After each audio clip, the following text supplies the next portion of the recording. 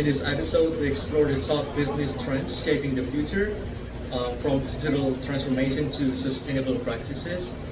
Our guest helps break down what every entrepreneur and student should know to stay ahead. Hello, everyone. I'm Mr. Jordan, and today, my background is I used to be a marketing consultant working in Vietnam for a Chinese company that was doing shoe manufacturing. I've also worked in a variety of industries in the United States, Taiwan, and Vietnam. So I've just done a little bit of everything: general labor, hard labor work, photography, a lot of other stuff. So I've kind of seen a lot of different markets, and so I'm also trained with advanced training in the Science and Strategy Institute, which is kind of was a big formative experience for me. So I'm really happy to thank you to be on the show today. Thanks so much. And so, first question will be: the business world is changing fast with technology. Can you explain what digital transformation means for companies today? Yeah, well, digital transformation, we have just a wealth of connectivity with others and a wealth of available tools and technology that didn't exist in the last 10 or 20 years. Kind of like science fiction in a technological sense coming true. So, yeah. Okay. And what are some key technologies business should focus on right now? Maybe AI, cloud computing, or something else? Everything is something that companies can spend at least some amount investing in. I personally I think a lot more about the AI stuff recently. There's just a whole lot going on with that. We've always had algorithms doing stuff since we've had computers. I mean, even the Enigma machine, when it was broken by Alan Turing, and then there was an algorithmic process to it. But now we have AI that can train itself and teach itself.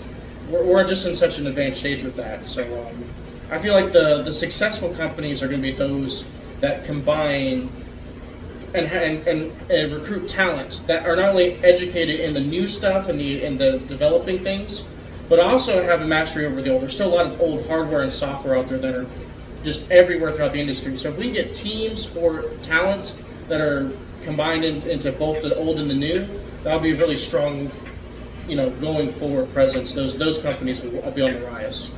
Okay. And the sustainability has become a hot topic.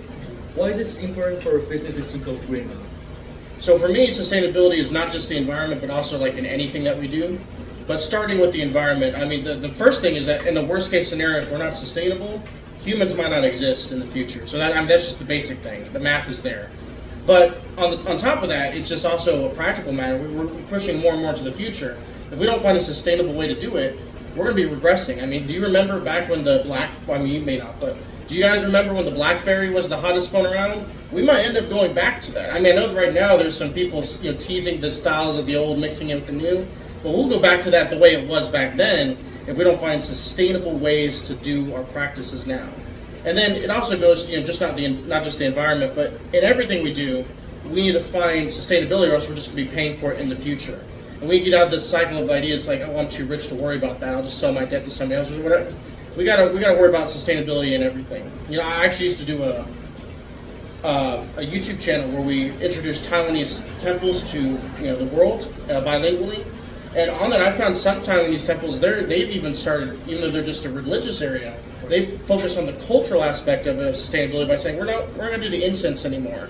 That's a big part of worship in Taiwanese temples. Instead, they have other systems, a way to still do the same worship without burning incense, causing CO2 into the atmosphere. So there's a lot of ways, everyone, from the biggest companies down to the individual, but we all need to be focused on it. Okay, that's good. And can you give an example of a company that's doing this well? I know of a few companies. I'm just going to talk about what I know personally. So I know I know that the university that's actually around right here where we are now, the university is always focused on sustainability, not just with the AI, but also with the landscaping. They're really focused on trying to bring everything into a sense of harmony. I've also met people that, I'm actually friends with people that they set up backroom meetings that don't make the news with President. Well, back at the time he was President Modi and some Shinzo Abe and some of the others, some representatives from America and other countries. And what they're doing is they're using environmental sustainability. They're investing in India right now, creating huge tracts of land for solar panels. And that's a Taiwanese company that's doing that. And so there's a lot of people focused on sustainability around the world. And those companies are getting an edge that are doing that because not only do they sustain for themselves, but they can also sell out their like some of the extra energy, profits, assets, whatever. They're able to do that work for the rest of us. So. Okay. And so since the pandemic, remote work has changed how teams operate. How do businesses manage productivity and communication in this model? So, sorry, can you repeat that one more time? So since the pandemic, remote work has changed how teams operate. How do businesses manage productivity and communication in this model? We've just been focusing worldwide on our strengths. We have advanced, like we have 5G now, we have better wireless everywhere, even in remote areas. We also it's also not just the technology, it's just the people changing their mindset and learning how to work in different circumstances. It's the teams, not just the technology. Okay. And do you think remote work is here to stay for most industries? I'd say for most industries, whatever they got going now is probably going to stay, and then maybe we'll see a little bit more towards remote in the future. But I feel like with some industries, there's actually some pushback, and it really just depends. It seems like to me, I'm seeing that a lot of that pushback it depends on the command structure, how they feel like they can better manage their companies and what they got going on that way. But in the end, there's going to be some amount of remote access going on in the future in a lot of industries for sure. Okay. And for the last question, do you think AI will be important for future businesses? Of course. I mean, right now what we have is just the tip of the iceberg, and we're just going to be seeing people developing and putting a lot more into the space. So in the future, a lot of things are going to be run and done on AI. I don't think a lot of this, some of it is right now way not ready. Like you don't want to run what I heard with Elon Musk and Doge and all that with the whole running the U.S. government on AI. And I don't think we're ready for that yet, but like other things, it's doing what it's trained to do. If we get people who know what they're talking about to train these models to do that, and we can also respectfully do that in a way, because we don't want to steal intellectual property from others either. We can definitely move into the future to make all aspects of life a lot smoother for everybody. Okay. So thank you so much for joining us today, Mr. Jordan.